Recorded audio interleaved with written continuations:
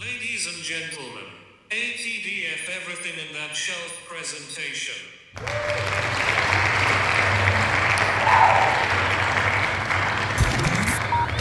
You're now rocking with TDF everything. Spoiled rotten.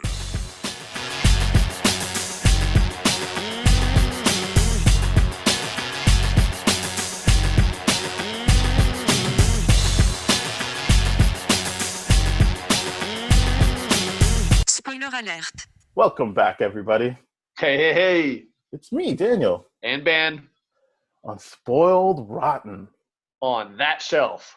We did it. We didn't have to restart at all. Exactly. Well, it's been a while since Daniel and I have recorded, and it's because of this COVID thing. And we finally figured out how to do it through physical distancing, not social distancing, because we are, of course, talking. We are being very social right now. Stuff. Yeah, we're being very social right now. So physical distancing, trying to flatten the curve. So what we're doing, because right now, for everyone here, all our content has been kind of delayed or pushed back or canceled or whatever it is. So we thought, let's explore the origins of superhero movies and media and all that kind of stuff. And so I don't know what we're going to call this at some point, like classics or golden. Yeah, like revisiting. Yeah. We'll just be revisiting some stuff. I mean, had you seen... I mean, everyone knows this. We're doing Superman from 78. Yeah, we're doing the original Superman. 78 Superman. Yeah, but had you seen it already? Oh, yeah. Okay. I just finished watching it this morning. It doesn't bode well because, last night, just super tired and super stoned, fell asleep halfway through it because it's such a slow build-up, too. Oh, right? man, they make you work for it. They really do. Yeah, it's like the same concept of Batman Begins, in the sense where they really take the time to build that backstory and really show you where he comes from and all that kind of stuff before anything really gets going. Except with Batman Begins, they really integrate the action in a lot more. Yes,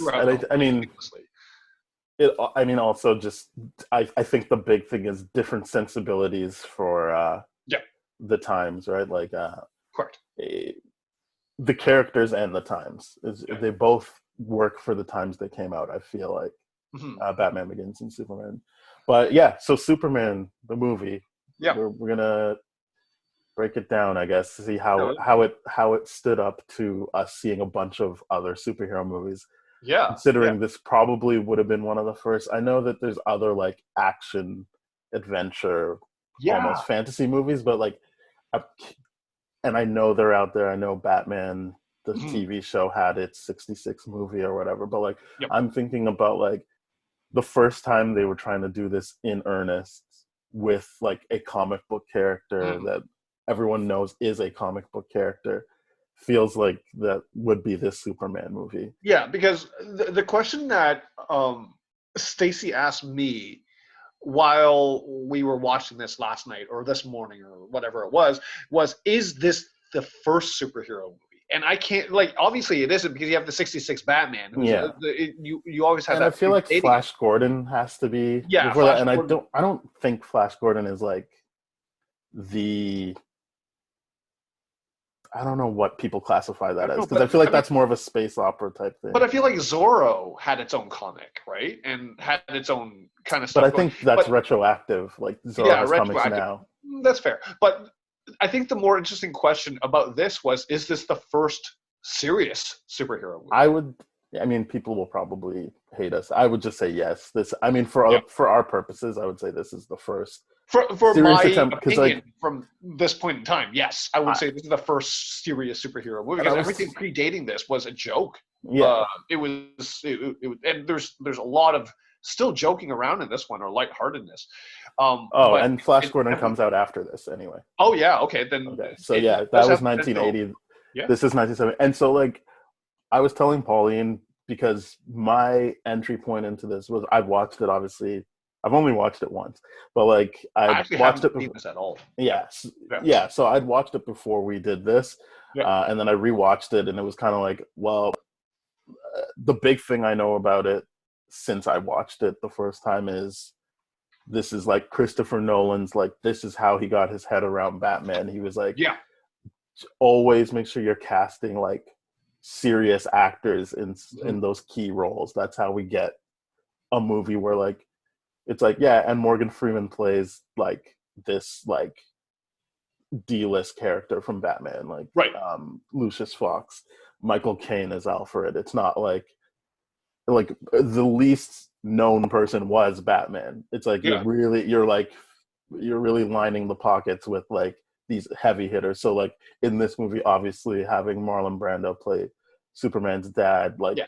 Jor-El. Gene Hackman It's playing crazy. Lex Like to see Luthor, Marlon Ned Brando Beatty. as because this is the first time I've ever seen this, and I always knew like Christopher Reeve was Superman and that Gene Hackman was Lex, but I didn't know about the rest of the surrounding cast. I didn't know Margot Kidder was in this, like Marlon Brando, Ned Beatty, Jackie Cooper, like all these guys are big heavy hitters. Yes. And the music by John, like this is great stuff. It sounds so Star Wars to me, but it's so that's good. One of the biggest things is like the first time I watched this opening credits and everything, I'm like, is this Star Wars? What the? I really like the opening credits, by the way. Yeah, it had a big like it was.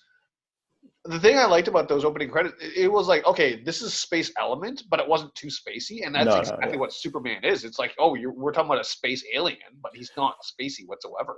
And the other thing I knew about this movie is Kevin Feige makes every every MCU production watch it before they start production, and I was like, this must be because like this is a movie where they took it so seriously. We just talked about the actors, but like the director is Richard Donner, who's a big deal. Yes. Richard Donner. Like the person who did the like story for it, I don't know if he gets credited as like the screenplay as such, but like the guy who wrote The Godfather, the books, is like the Mario person who wrote Puzo. the guy who wrote the story. So like, they're taking it serious at every level. Yeah. Like it's not just like, oh, we got some good actors. It's like, no, like the writer is a big deal, the director's a big deal, like obviously the producing. I mean, I don't know how much we want to get into that backstory. It does. I think it's relevant. I really think it's relevant because, like, the people that created this, since we're going into the classics, Richard Donner directed by Richard Donner, produced by Pierre Spengler, screenplay Mario Puzo, who is also the same person that wrote the story, David Newman, Leslie Newman, and Robert Benton. And of course, the cast list we'll talk about more as we go through our typical rundown of what this role did and how we thought it did and all that kind of stuff. But music by John Williams, cinematography Jeffrey Unsworth, edited by Stuart Baird and Michael Ellis, and produced by distributed by Warner Brothers in Columbia. So I mean, and December 10th, 1978 was when it first was released. Mm-hmm. So like they even were trying to put it in like Christmas time. And I know the big thing, the first time I watched it, the only in I had was that their big idea was you're going to believe a man can fly. Like that was their selling point. Yeah. And obviously it's clear what they're doing to make him look like he can fly. But I'm like, based on like what I've seen from that time period beforehand, like this is the best looking of that version. Yeah. So like I was like, honestly, they committed to like this one big idea and like they achieved it. It's pretty good. Again, obviously when I first saw it, I had less to go off of, but I was just like, honestly, like, yeah, it looks like he can fly. Mm-hmm. It's not, I'm not fooled. I'm not like, oh, how did they do that? But it's more like, honestly, that I believe this guy can fly. Yeah. They succeeded in it. Yeah. Because they really, really put that in, the work into that. Because at that point, it was credited as the most expensive film made to date. I mean, it has to be. They gave like almost $4 million just to Marlon Brando. Yeah, $55 million was the budget in '78. That's nuts. And it had a huge financial and critical success. I mean, it made $300 million worldwide.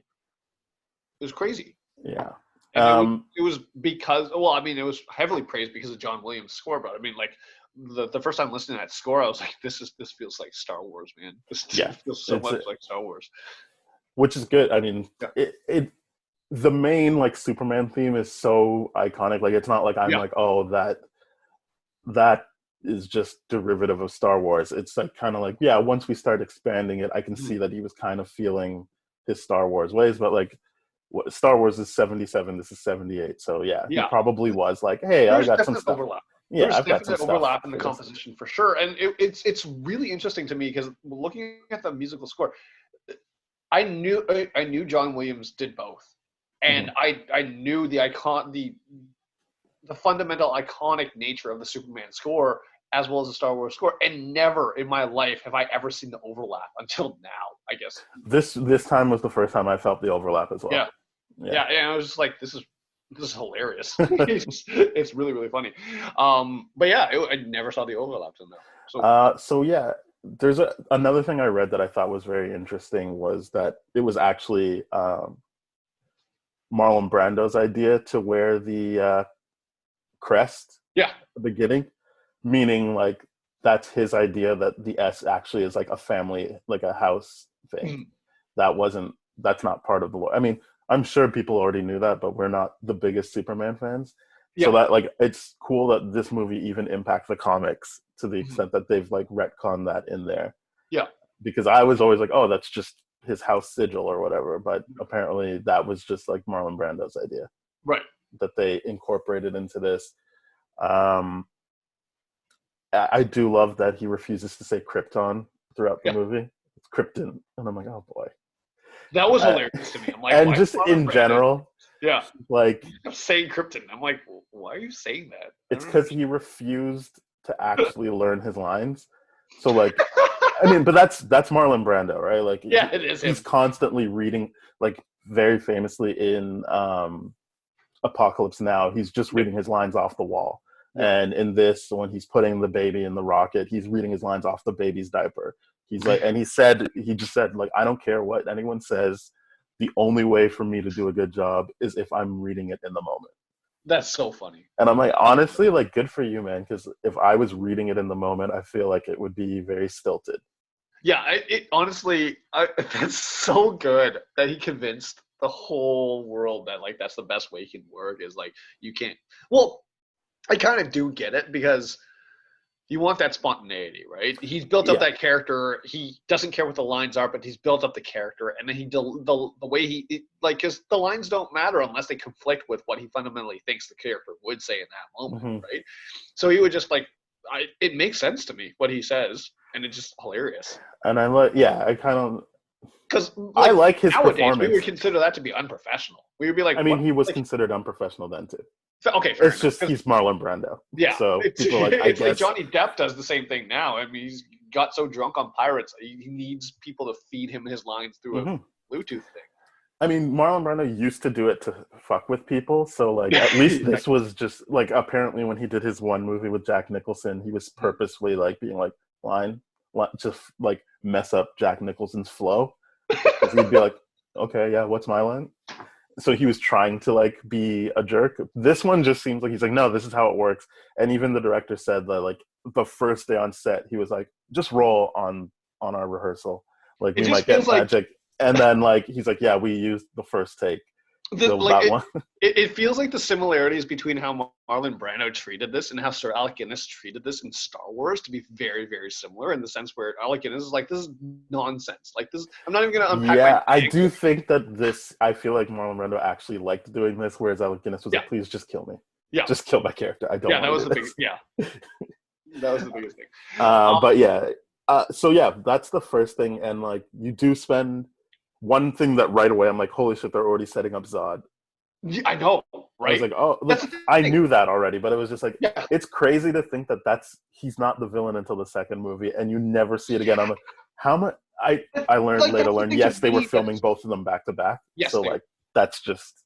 See, the thing that I think was crazy about this, and that was one thing that struck me when I first watched this. I'm like, they're doing the backstory of Krypton as you have to do with Noah Superman origin story, but you didn't have to do the Zod thing.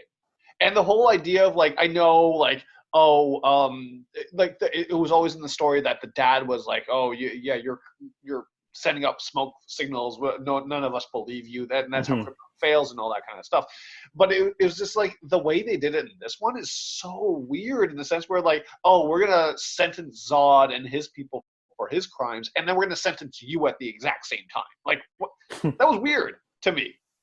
Yeah, I don't know. I didn't really. I'm a big fan of when Christopher Reeve actually shows up on screen. Yeah, that was the first time I watched it. I was like, oh boy, we're spending a lot of time with Superboy. Like, oh, like look at this, him as a little kid. Again, we talked about just his penis being out. Yep. I'm like, what is that choice? Like, again, yes, Zack Snyder did that, but it was like, that's a kid. People feel like that's less sexual when it's just a baby. I was like, this is a kid that can like walk around. I know he doesn't talk, but he certainly probably could talk. Right. He's aware of it as well. They just had him naked out and about, and I'm like, all right, interesting choice. But yeah, like that stuff.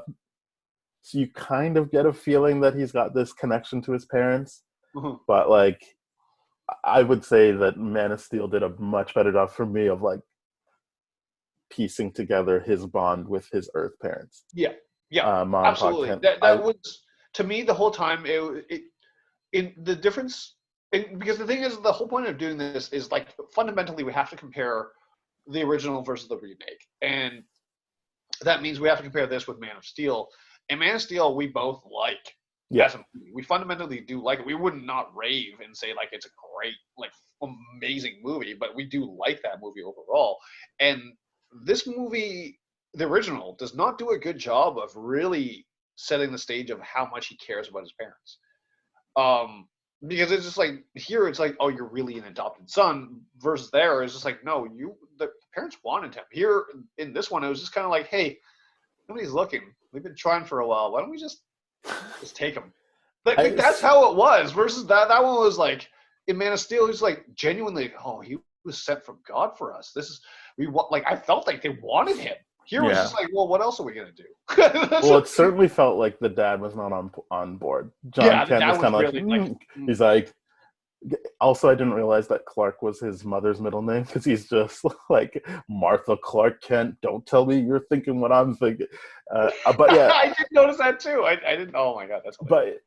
But I think what this movie is trying to set up, and I'm not saying it's not successful, but I feel like it could have leaned into it more, is the one take of Superman that I do find interesting. I like the Man of Steel take better, but I understand the validity of this one of, with all this power, he still can't save everyone he wants to save. Yeah. And so this time spent with the Kents is to like illustrate that, like, he can't save his dad. Like, it's not like he can like punch his dad back to health. So like it's his first experience being like, oh yeah, like I'm a Superman that can't actually, like, I can't solve everything. Yeah. There's just things I can't solve, which I feel like does a good job of leaning into like what Lex Luthor sets up for him, this no-win situation, which he just reverses time and then fixes. But I thought like, okay, this is their in for Superman. Like, this is an all-powerful guy that just realistically will not be able to save everyone he wants to save. Correct. But I mean, correct me if I'm wrong, but prior to that scene where he dies, there was no indication that he actually wanted to use his powers for anything other than showing off. Right? He didn't want no, his dad said you're showing off, and he's like, it's not showing off if I'm just doing what I'm capable of doing. Right, but in no way, shape, or form does he actually express, oh, I can actually help people using these powers. Well, he's just like, oh, imagine what happens if I can throw a football, if I could do this, if I could do, and like. He wanted to integrate. He wanted to be like, I want to be. It's not fair that I'm not. I have to be the water boy just because I could beat them in a football game. Like I don't feel like I should have to do that. Just because. So you're right. There's nothing, but I'm saying there's no indication that he wants to be like a super, like wants to save people, help people, or whatever. That just I'm just saying this section introduces that idea that like once because he says it flat out in case there was any ambiguity. He's like, oh, like, with all my powers, I still can't save dad. Like, right. But that's what this section was setting up, is that like I get that. What I'm critiquing it for is just basically the indication of him trying to help people. Really, it came out of nowhere. Oh no. So I don't see it as this section trying to set that in stone. I think it's planting the seed. So that's why it's success. That part is successful. Maybe they spend too much time with it for just planting a seed, but what I like about it is that it's like, all right, we're moving into like him being grown up now. Yeah, because I guess this is going to be what he's operating off of now. Like, this is the impetus. This is the jumping off point of being like, well, I'm going to have to like find ways to save the people I want to save. I think the interesting thing about this character of Superman is how if we were to break him apart and be like he's a fusion of Batman with the optimism of like Spider-Man and all that kind of stuff from the perspective of like Spider-Man has all these powers, can do all these things, but can't like do what. And I'm just working through a thought right now, but coming from a privileged background, I mean, this doesn't really work out, I feel. But the interesting thing about Superman here is that he doesn't have that moment, or at least this movie doesn't convince me that he has that moment where, oh, I've been using my powers for recklessness, I got to use them for good now, like Spider-Man has. But this is what we're talking about. This is different it's time. Just like this type of movie isn't made to be like cynical and then no, this is just like he is a very wholesome person, and this event in his life has made him realize that he has some shortcomings, or he realizes it, but the audience is like, this is what makes him vulnerable. Yeah. So it's not supposed to be like, oh, you've been wasting your talent. That's not what this is trying to accomplish. This is trying to accomplish like just setting the table for what's going to happen when he needs to choose between saving the world and the woman he loves. Of like, that will always be the thing he has to work on internally, is being in a position of knowing he can't save everybody. Yes. Yeah. I just feel like Man of Steel does that a little bit better because it's doing something different, which I liked better. Yeah, I liked it better because it was fundamentally showing off the fact that Superman could have actually used his skills. Like, he does that twice in Man of Steel, whereas like, oh, I could have helped that school bus or something like that. And he's like, well, he does. He helps them. He's like, no, you can't do that. And Jonathan Kent takes that final sacrifice. Versus here, it's just like, oh, heart disease strikes and I can't save him. So it's just kind of like the idea of Man of Steel having a better origin of how he connects his powers towards what his abilities are and how he can do it works better for me. So I would say I don't think that's what Man of Steel is doing. I think Man of Steel is trying to get more at that one conversation that they're illustrating it. It's more about when you use these powers, you're opening yourself up to the hate of the world. That's what Man of Steel is about. I don't think it's trying to be like, oh, what's his vulnerability? Like, we already see what his vulnerability is in terms of like, this is very overwhelming for him. Right. He uses his mom so he can focus and everything. Like, I think that we already cover that with what's going on with him internally. Mm-hmm. It's more about why would he keep doing this in a world where they would treat him as hostile if he ever showed the stuff that he can do. Yep. Which this Superman 78 movie is not interested in. No, it's not. This movie, and I'm fine with that. I'm just saying this is definitely the optimistic Superman. Yeah, I like the Man of Steel. Have any appeal to me?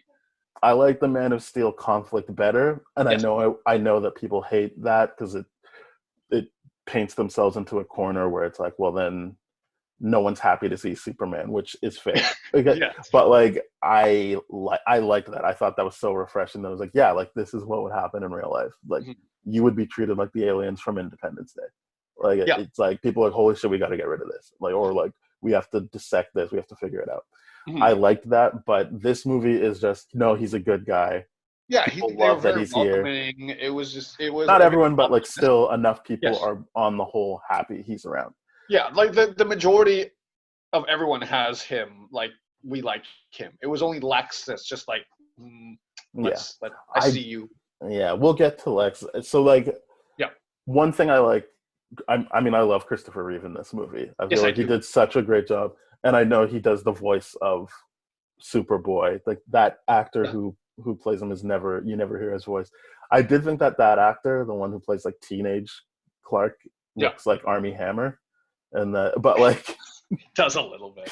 But I was like, man, that must have sucked that he couldn't do his voice. Oh, also, I'm sure this will be of interest to you. You might already know, but he worked out with David Prowse. That's how he got his look for Superman, by working out with the guy who is the physical embodiment of Darth Vader. Obviously, not the voice of Darth Vader. Yeah.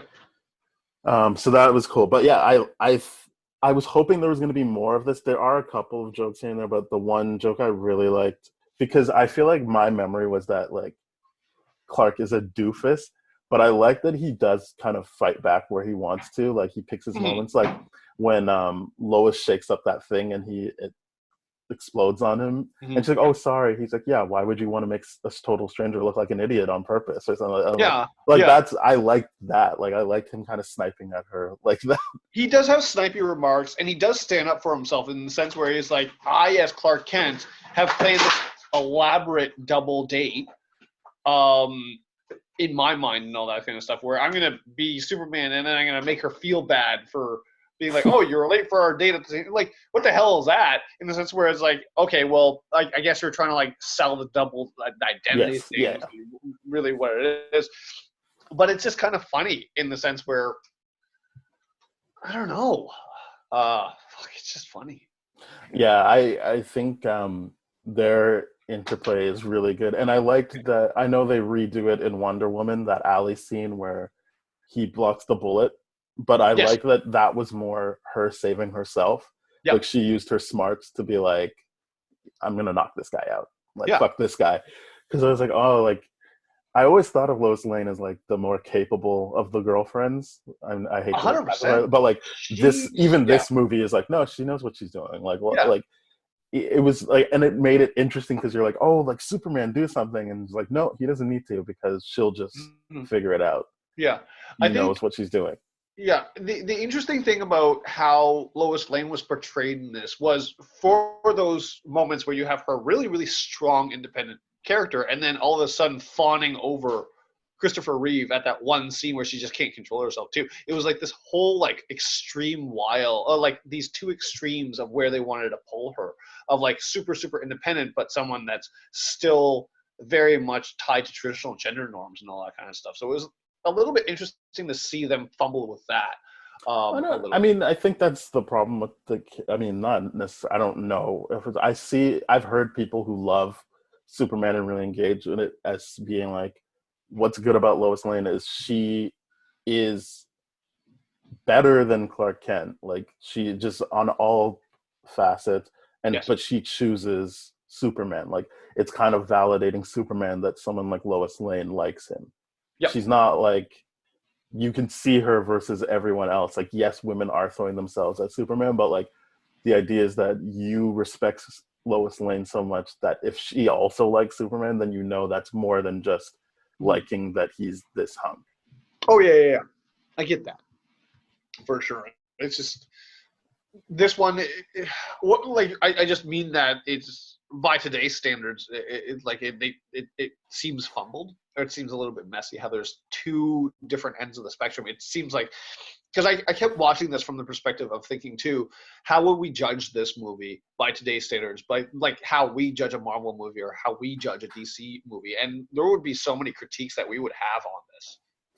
That would be like, and that would be one of the critiques. It's just like, why would they spend so much time building her up, giving her these big, strong moments, and then taking that all away in that flying scene where she's like, I will, I don't know if that takes it away. I think it takes it away when he saves her from falling off the like building or whatever. But I think the flying scene, like that, is something completely different. Like it's not like everyone has the opportunity to fly around with Superman. Like that's like, correct. And like I think it's weird to say she's strong, therefore she can't have like sensitive moments and feeling like and be susceptible to like. Yeah, no, that's not what I'm getting at. I'm not saying that she's not allowed to, do those things, or allowed is not the right word, or like I'm criticizing it. I'm just saying that for it to fall into such traditional roles, like I don't know that it's traditional, because in a traditional thing for that time, it would be that she obviously sees the merit of Clark Kent, which she doesn't at the end of the movie. It's she is like, I like Superman, like that's who I like. Yes, she kind of like teases with the idea of like, oh, is Clark Superman? But like, I don't know how traditional it is so much as like she likes who she likes and she goes for it. Like, and that's even highlighted when he's like, but you were late for my date. And like, I don't remember her feeling that much remorse. She was kind of like, what? Yeah. Okay. Who cares? Well, she was still like, she's not an asshole, but she also wasn't like, No, she wasn't Oh there. She no, was I'm so like sorry. drunk from the flying experience that she just had, right? Yeah, like I don't think she was like, oh, I'm so sorry. Let me make it up to you. She was like, oh, Yeah. okay. I'm like, so, No, she yeah, wasn't. But okay. she doesn't owe him anything from Well, that this is what I'm perspective. saying. I don't know that it was as traditional as you've kind of built it up to That's be. It's true. like she knew what she wanted and she went after it in Yes. almost every instance in the like she's the one that's like, I'm gonna go out there to like the fault line. I'm gonna do this. I'm gonna do True. that. And like, yes, she falls in love, whatever, with Right. Superman, but like again, like that's part of being human. Like this, I guess it was how they portrayed love back then. It was just overly comedic. I guess so. I mean, I don't know how much of it It was is love exaggerated. in this first movie. Yeah. This is definitely her just being like, oh, I like this guy. Yeah, fair enough. And to be fair, like he is different from everyone else. Oh yeah, because she's just like getting her way with everything, right? Yeah, and he also like I was also like it was weird how like she they had that whole like what kind of underwear do you wear, and then he's looking to find out about her underwear and he's like, huh, interesting, this must Yeah, be made out super of weird, lead. I was like, right? huh, why are they doing this? Yeah, it's just wildly. It's just like, oh well, that's a bad habit for you. Well, I don't have, and then he scans her for lung cancer and all that. It's weird. It was just she was doing all these things where she was like obviously like, hey, get in my pants. Like Yeah. the signals were so clear. It was so funny to me. Yeah. Yeah. So I like Christopher Reeve. I like Margot Kidder. Yeah. I like the dynamic they had between I them. think they were. Yeah. I sorry to compare it to Man of Steel, but I definitely like Lawrence Fishburne, Perry White. Oh yeah. More than this guy. Wait. This guy like seems like he's supposed to be the butt of the joke. Yeah. Like you're supposed to be like, huh, look at this guy. Yeah. What a hothead. Yeah. It's versus like Lois Lane's ability as a journalist is obviously really, really good. Here it seems like it's really, really good just because she's being managed by an idiot. Versus in like Man of Steel, like Lois Perry Lane, White is like, yeah, you should. Yeah, Perry White's like, it's not that he's really, really bad. It's just that he's stuck by red tape. It's just like, oh, you want me to publish this, but I can't. Like, it just doesn't make him seem incompetent. It makes him seem like he's a bureaucrat and all that kind of stuff, which works for me so much better. And then this guy is just like, oh, he just looks like an idiot, but with a good marketing sense. From the perspective of he does say a lot of things. It's like, I want Superman associated synonymous with Daily Bugle. So not he does all those things. So he's really smart in that regard, but like incompetent in other ones. And that's what kind of makes her Lois shine a little bit better as like a journalist in this regard, anyways. Which is probably probably the reality for a lot of people in real life. Yeah, is that they're being managed by idiots, but whatever. 100%. Yeah. So that's those people. Yeah. Jimmy Olsen is whatever. I don't care. Yeah, Jimmy Olsen is Jimmy Olsen. I don't think the movie is trying to make you care about him, and he's someone that Superman has to save at the end. Yeah. So it's not like I feel like that didn't work. It's just like, yeah, whatever. Like there at least like there's room for him to be the best friend in the second movie. Yeah, there's space for we'll see how well I think that was the thing that impressed me most about this movie was that they wrote this movie with a sequel in mind in the direction of where they wanted to go. If they were casting Zod, like they were doing things. Terrence Stamp as Zod, like right away, like you're thinking like, wow, so they just got him for that 2 minutes. And, yeah, I mean, at least Marlon Brando comes back. Yeah, they're doing stuff in this movie that are the norm now. It's just like, was this the blueprint? And based on what Kevin Feige said and does with everything, we're pre-production, make the monstrous movie. We could genuinely say that this is the blueprint. I would say so. Like, I feel like we both love MCU. We both love the Dark Knight trilogy, and this movie directly influenced both of those. Correct. Yeah, you can definitely see those influences for sure, and it's fun because you can see like how this movie fundamentally influences other kind of movies and scenes that are very, very similar and all that. It's a really cool blueprint movie. Yeah. So the one thing I was surprised by, we're finally gonna get to Lex Luthor this go around, was like I feel like he doesn't really do much until the last 10 minutes. That's what I'm saying about this movie is that the movie doesn't present him as a threat or as a villain. up until the very, very end. It just seems like you he's doing bad things, but you're also like, what? well, What is we this? know that. Yeah, We that's know what I'm that. saying. But like, he's not like up against Superman. I mean, Yeah, like he he's kind not of nothing lucks about into what the he whole. does Oh is look, fundamentally evil up until like, oh, now we have 2 bombs. It's like, oh, okay, you are like that's the switches in these are very, very quick. yeah, but I mean, he was saying like, yeah, I'm down to kill like how many ever million people like Yeah. before you knew about the double bomb thing. So it's Oh, not he like does. he is the bad guy, and like you already know he's going around like stealing things and like tricking people. Yeah. They also that Miss Tessmacher scene where like the guy is like, if she needs CPR, I could do it. I was like, oh no, stop Yeah. this. And Yeah. then I watched Thor last night, which Yeah. funnily enough has a bunch of stuff that I like feel are like parallels. There is a scene where the Kat Dennings character says, Yes. "Hey, he needs CPR. I'm good. I'm good to do that." Yeah. And a lot of the Natalie Portman, Jane Foster stuff that you were talking about like she's such this competent person, but then she just kind of like swoons for the hero. Yeah. Yeah. Very similar. She does the exact same thing. Swoons over Thor. But yeah, like the whole Tessmacher thing, I was kind of like, this is so weird.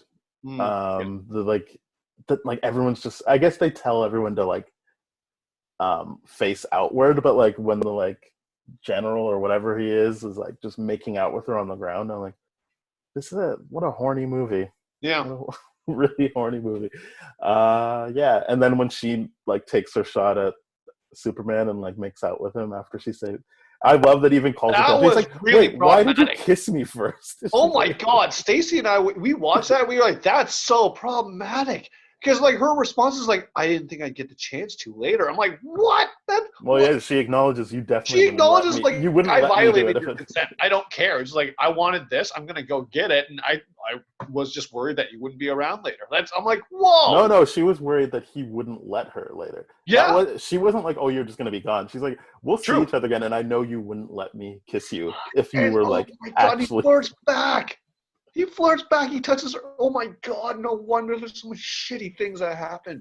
Yeah, that was wild. Just yeah, I just love that he called it out. Like it would have been one thing if the movie was just like, yeah, women can't help themselves. But he's like, wait, why did you kiss me first before saving my life? No, right? It's just like it does all these things, and it's just like, wait, why did you do that? It's super interesting. It's like, what's going on here? But I did enjoy that. I think it's funny, but you're right. It's very like it's very problematic because like when we start watching movies now with the lens that we have now, like, oh fuck, is that going to prevent us from enjoying it? Like, was that something that people enjoyed in the theater back then? I'm sure that was a big laugh. That's got to be a big laugh, right? Like people being like, "Oh, yeah, I can definitely see people." She got her kiss. Yeah. So yeah, Lex Luthor. Interesting stuff about Gene Hackman. So apparently he was like, apparently he's not great to work with, regardless. But like, yeah, like apparently like Bill Murray had to like act as security for Wes Anderson on Royal Tenenbaums and stuff because like, yeah, he's just really mean. But so apparently he takes this role and then he's like, I'm not cutting my mustache, and they're like, so there's like there is like promotional material with. There is promotional material with him with the mustache on. But then the director put on a fake mustache like over a couple of weeks and then was like, look, man, I'll shave mine if you shave yours. Mm-hmm. And Gene Hackman's like, fine. And then right before they were going to shave, the director took his fake one off to be like, fuck you, buddy. This was never real. And then the other thing was he refused to shave his head or wear bald caps, but obviously he wore a bald cap in this at the very last minute, though. And I'm like, fair enough. Like, I just that as a kid, even like not being that into Superman, I was just like, isn't Lex Luthor bald? But like in the movie everyone loves, he's not bald. Like it's not like a thing. That was one thing that at the very end scene, it was just like. So apparently throughout the movie, I did not clock this, but throughout the movie, it's supposed to be clear that he's wearing wigs. It's supposed to be that like he is bald and he doesn't like that he's bald. And so it's like, I guess I'll just rewatch it one day, but apparently all throughout the movie, it's like basically every scene is a new stupid wig. and I just didn't catch that. I didn't Like catch it's supposed to be that like it's a. I think to the audience, especially if you're going into this being like I love Superman, you're probably like, oh, this is obviously a wig. Like it's supposed to be like so different from the last scene that you're like, oh, what's he doing with his hair? But Which like, all they were doing was restyling his actual hair until the scene where he has to put on the bald cap. But like that is apparently the running gag with Lex Luthor is that each scene is like a new wig. The character is wearing a wig. I didn't notice that at all, but which is interesting because we have movies like Fantastic Four where everyone's like, "Can you see the wig?" Everything. And I'm like, but no, I feel like no one talks about the wig thing, and I know probably because it's supposed to be there, but it just seems like something that you would hear people talk about more. Yeah, but I mean, like, see, that's the thing is, are these really, really old movies just impervious to those things that we would critique now? Like I guess people don't care as much, and also you care. can't. It's not that you can't care; it's just that back then you could only see that movie in theaters. Sure. So like you can't really like pause it and be like, "Oh, do you see that?" Like VHS wasn't like big back then, or it was expensive. So like the amount of people doing that was way less than now, especially now that we can just get it digitally and. You can do all sorts of things to be like, oh, look at that. But it's more you just having fun in the theater. Yeah, it's true. That's true. And I guess with like, oh God, and Stacey and I were laughing at this too. The idea of that flying scene with Lois, the idea like, oh, she could just, like by these standards, we would be joking around at that. That would be meme level stuff where like, oh, she's flying, holds onto him with like the wrist grip and is still able to stay parallel, like, or however, like the flying position as opposed to just dangling down and just like, whatever. Yeah, as I said, it's not like I was like, holy shit, are they really flying? How do they do that? It's more that like you don't see like the green screen halo around them. You don't like it. You don't see the wires. You don't see that. Like even though you intellectually know what's happening, it's still they removed the wires enough for you to just be able to be like, I mean, they're in the air. Did they ever do an over the shoulder shot, or is it always like from the face? Because I thought like that's what they meant by it'll feel like you're flying is that they haven't. No, they didn't say it'll feel like you're flying. Just that you'll believe that he is flying in the movie. Oh, I see. Yeah, gotcha. Yeah, I don't think they. I'm mixing it up with Thor now because it's over shoulder. Because I just watched that last night. When you watch this movie, it's hard to not see the other movies and how this influences the other movies. And there was such a cool thing for me. It's just like, oh, this is a shot that Christopher Nolan's used a billion times before. This is a shot that like all these things is like, oh my God, okay, this is the blueprint for a lot of the stuff that we're watching now. It's crazy. I love it. Yeah, but I mean, the story itself was like, because by today's standards, we'd be like, why did they do that Jor-El setup and have it not go anywhere? Like, I don't think so, because I feel like by today's standards, we're like, that must be a seed for the next movie. Yeah, that's true. We would, but like we would critique it. You would be like, "Oh shit, did you see? Like they actually put Zod in this movie. Like that would have been like really cool." Yeah, that would have been the thing. The same way that they're like, "Oh look, Howard the Duck is in Guardians of the Galaxy." No one's like, "Why did they do that?" They're like, "Oh shit, they put Howard the Duck in Guardians of the Galaxy." I'm just looking at the original theatrical release poster right now and being like, is Zod someone that they advertised back then? You know what I mean? Or was that supposed to be like? Oh, that would be cool if that was like a surprise for people. Yeah, like if they didn't advertise. The guy that plays Zod, Terrence Stamp. But the other thing is like I don't know how many people know Zod. I mean, know Zod. Like as you said, the numbers were big, right? So it's not like it was just people who like the comics that went to go see it, right? So that again, still to the point of definitely something Kevin Feige does of like let's hit them with some like deep cuts, or at least. Deep cuts for the time. Now you wouldn't be like Zod. Yeah, okay, I know who Zod is. But back then, who knows if that was like? Because I feel like back then it was always like from the TV show and everything. You'd be like, yeah, Superman and Lex Luthor. Those are the people I know. Yeah, because my assumption is that less people would know, based on the fact that there was no internet. So people actually physically had to go look for this information themselves, as opposed to just being like, here, Google this on my phone. Like the idea of like. That being a potential like Easter egg by today's standards, like, oh, Howard the Duck, that's cool. Is kind of, would you think it's lesser or better based on I think this is a better Easter egg if it is an Easter egg, unless unless you already knew going in you were going to see Zod, right? But like even if in the trailer you saw that scene but they didn't name him as Zod, it would have been cool. Oh, when you see the scene and that it's like confirmed this is Zod. Yeah. And his I almost wish I watched the trailer before we started. Yeah. Because we should do that before. We should watch the trailer. Obviously not on this, but we should watch the trailer before we watch the second one. Oh, yeah. Yeah, for sure. I would love to see that. That'd be cool. Because like watching the original Star Wars trailers, you're like, I don't think this makes me want to watch Star Wars. Well, trailers were different back then. It's hard. Like even when I see the like Batman '89 trailer, I'm like, meh.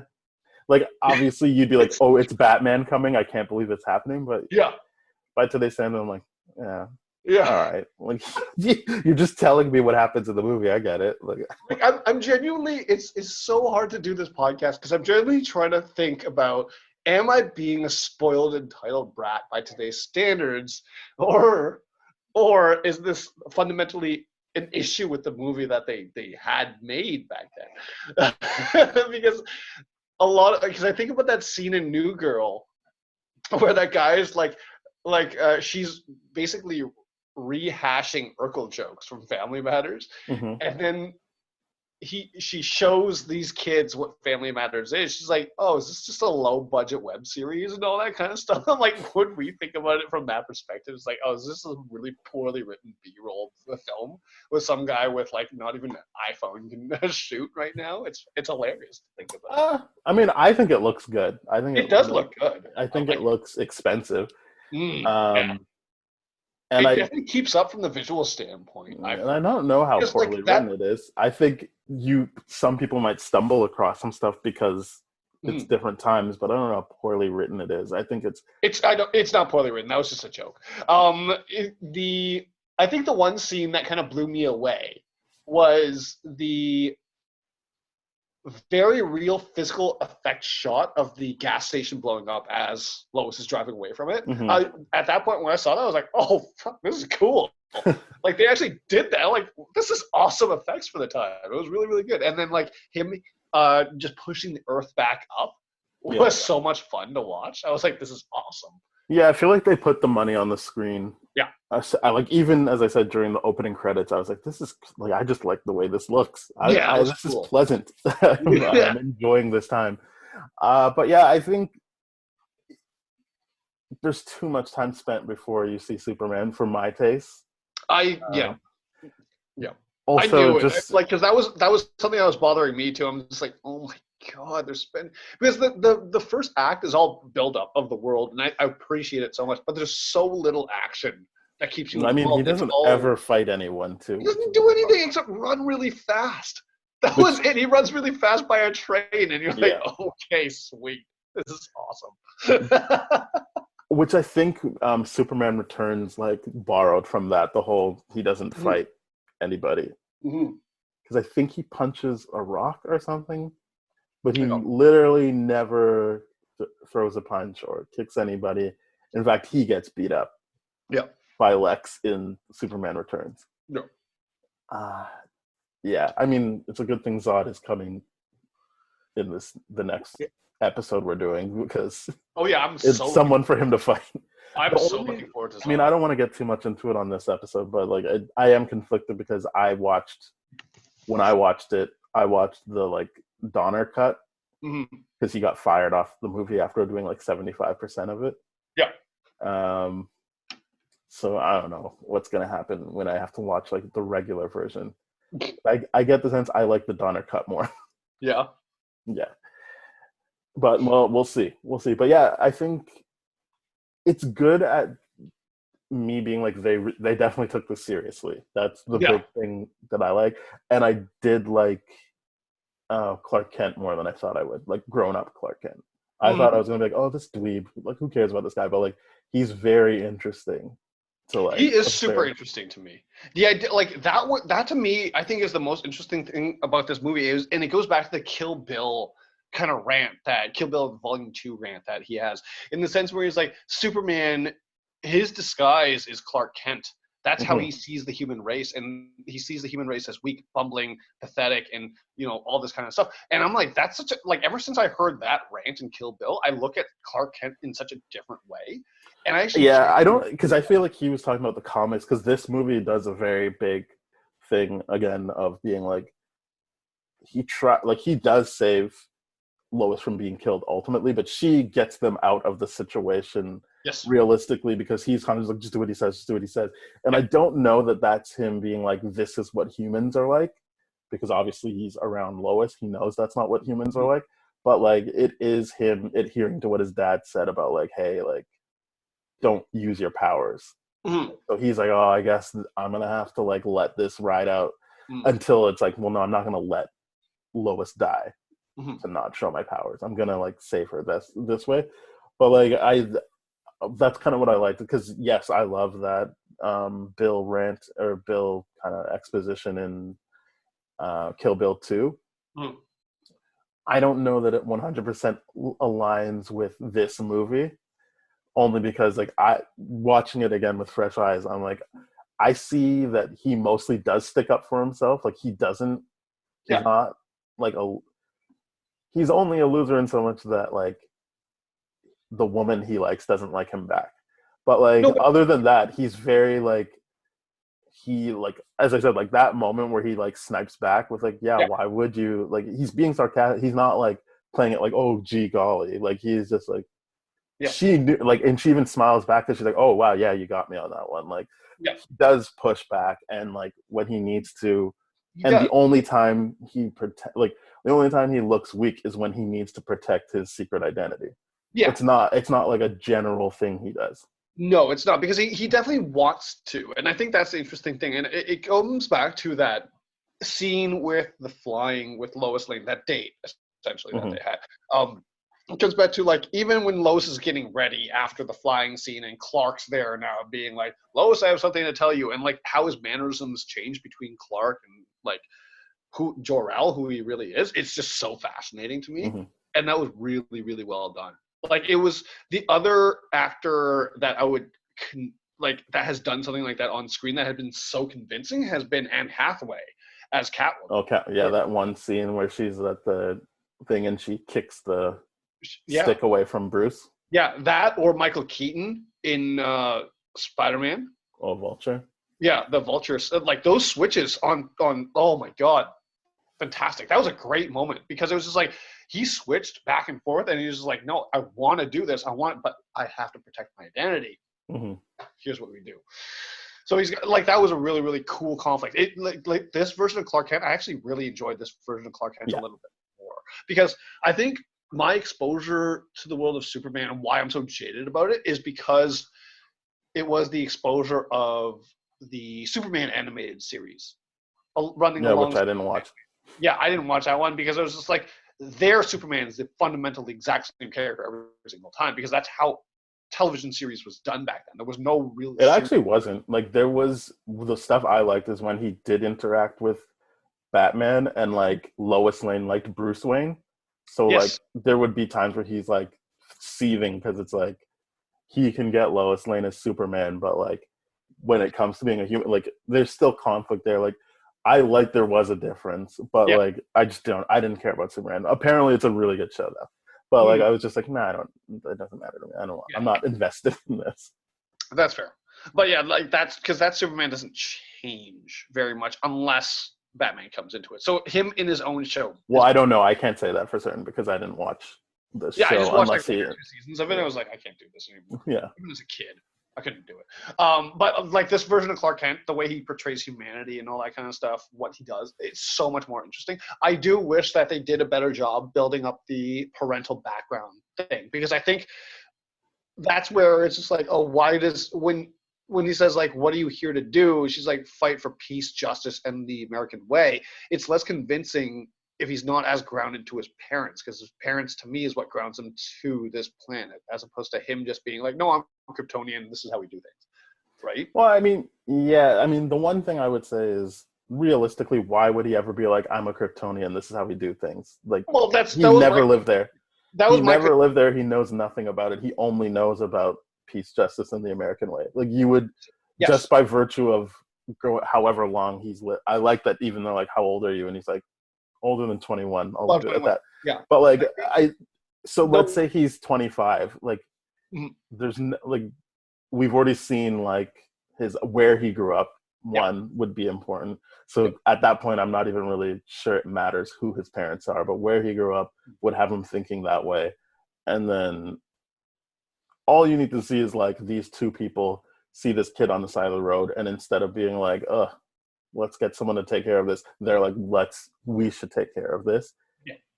Yes, the mother was like, well, I want it because, but, like, the fact that they did commit to, like, taking care of him and accepting him, I feel like it does enough groundwork to be like, this is why he is the way he is. He grew up there. He had the two right parents to like put him on the path of feeling that way. And see, this is where I think this movie does it better than Man of Steel, because where Man of Steel, when he finds out he's Kryptonian, he does that switch because they actually keep it from him for a while. Right? They keep it from him, or no, I guess they just are like, you've got powers.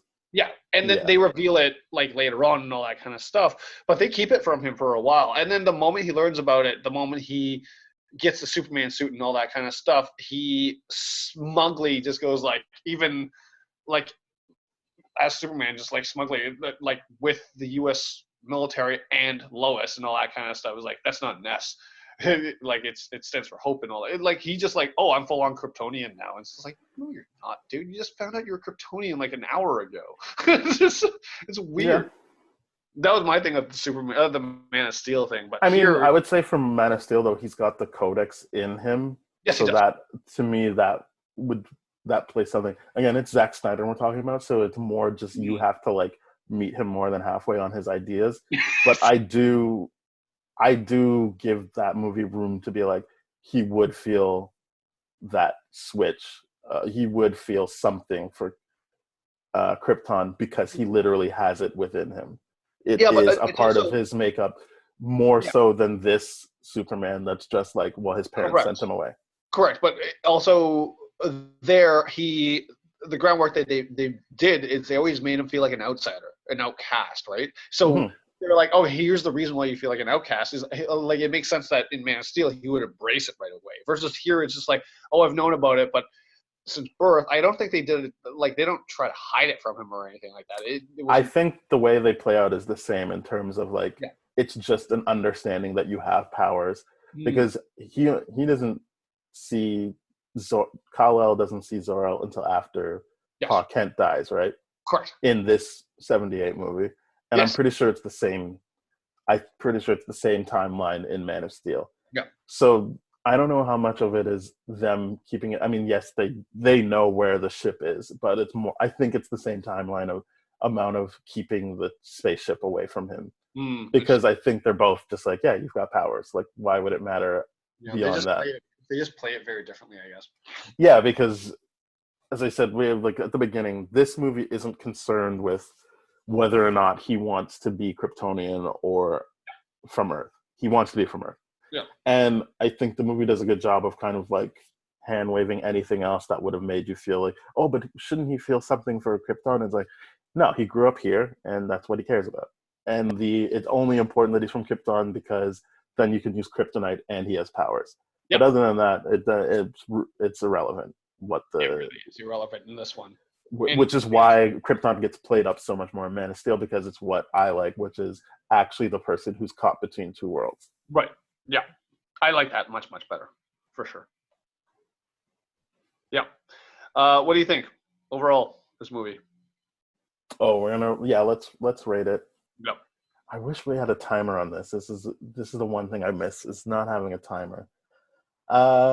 Just so I could know at what point to mark this. But yeah, I will give this movie a 7.5. Yeah, I'm doing a 6.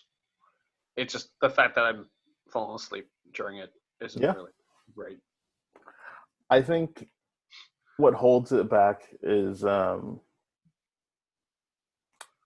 the pacing. Yeah. I'm not sure it's got the best pacing. Oh God, no. I don't care that it's 2.5 hours. It's more like what you do with that 2.5 hours.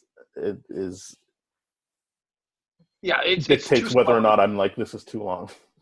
Yeah, it's way too slow in that first act. There's nothing going on and all that kind of stuff. Like it's tough for And sure. it does suck because Christopher Reeve is such a great intro. I mean, Yeah. the energy of Christopher Reeve and Margot Kidder, like, you're just like, man, I can't believe they make you wait so long before it gets to this. Because again, it's not even like you're like, oh, that amazing action scene. Because I don't think there are amazing action scenes in this movie. It's more No. just like, I like the characters. So like, Yeah. I like when we get to those characters. Yeah. You can't have amazing action scenes in a movie where there's no threat to Superman. I mean, there's never a real threat to Superman. It was just which is why I like that they kind of, again, I don't know how well they executed, but that they set up that the conflict or the threat is just that he can't save everyone.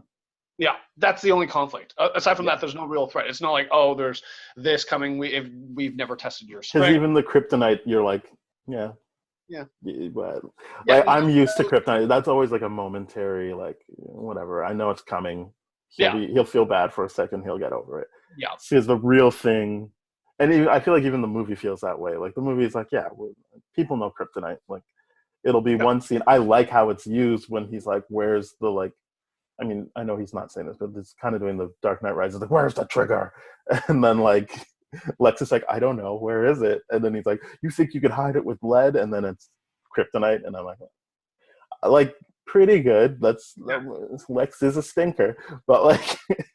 But my thing is just like when he deduces, okay, so this is kryptonite and all that kind of stuff. This is meteorite, and like how he deduces that it's a radioactive signal and all that kind of stuff. That's been super.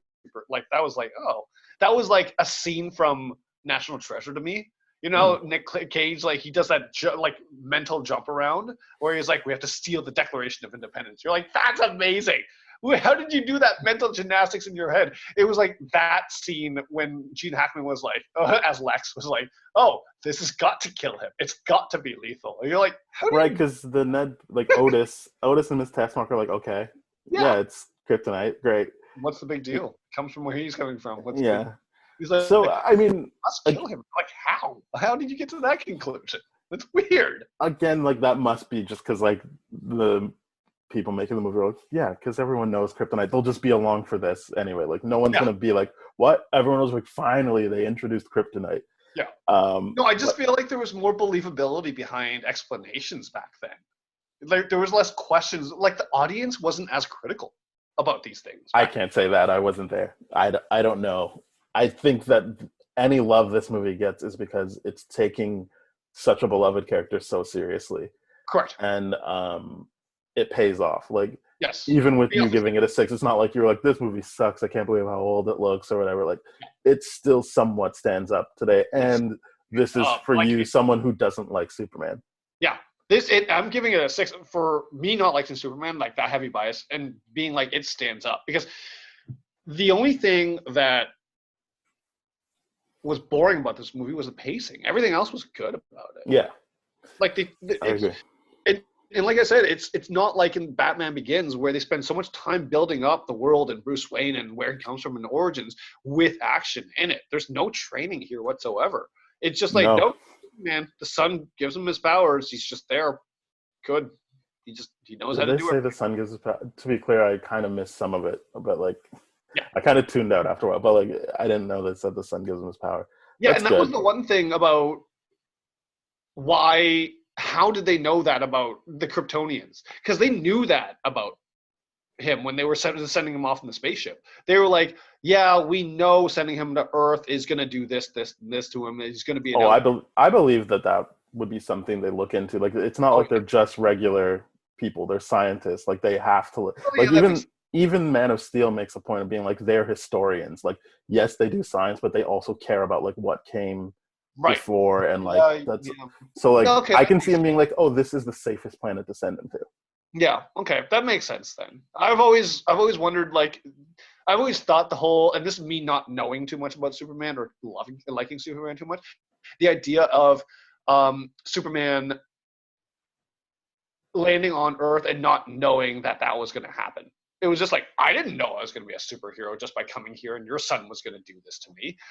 It was just like, yeah, he doesn't know, but the parents know, because I think even in this movie, the parents are like, yeah, like this will be good because he can lead them, because that's obviously the video that gets sent to him. It was like, all right, like you're probably like you're definitely around 18 now, so like you should know like this is a place where you can really thrive, and like they have the potential for good, and you can show them that. Like I think that's the thing, is that like not only are we sending him to a place where he can like not die, but like he can thrive and help lead them.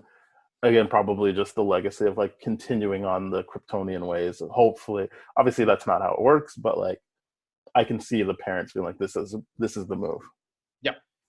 Put him on a planet where he won't, like, people won't be able to kill him because he's too strong for them. And they have the potential to be led by him. Yeah, if they're going to ship him off to a planet where it's just like, okay, well, to be safe, it just makes sense where it's like, physically, they can't hurt him here. Yeah. So only emotionally, and boy, do they try. Emotional scars. All right, awesome. Very cool. Yeah, 6. I liked it. I really enjoyed it. I'm looking forward to the sequel of this and seeing how the Zod thing plays out. Yeah, that'll be our next episode, is the sequel, and I'll see how well it works. Because obviously when you watch the Donner cut, you're kind of watching literally them cut in his footage with other footage they had to film to finish his like ideas. So it'll be nice to just watch a regular movie, but also I like his cut better. Fair enough. All right. I think that's that. That's it. We did it.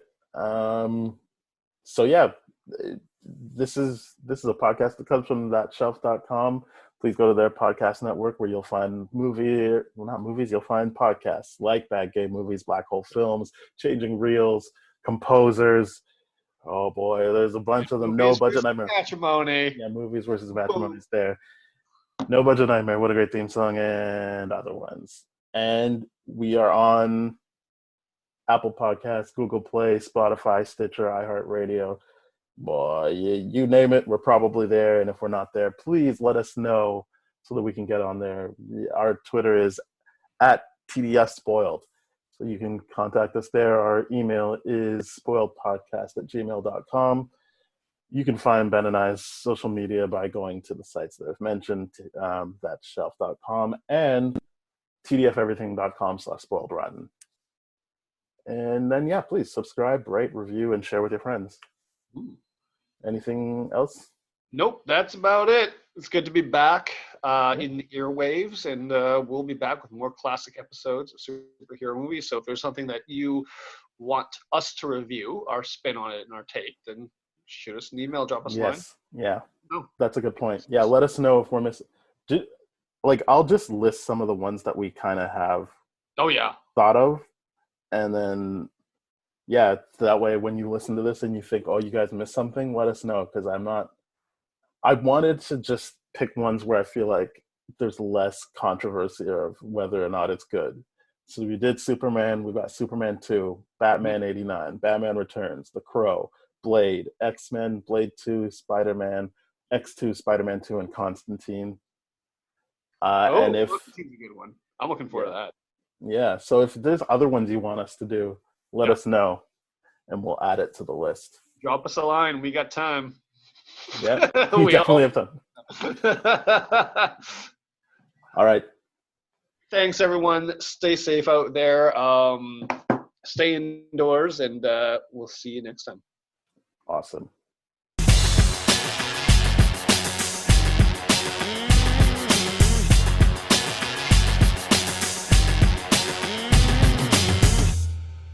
This has been a TDF Everything production, brah.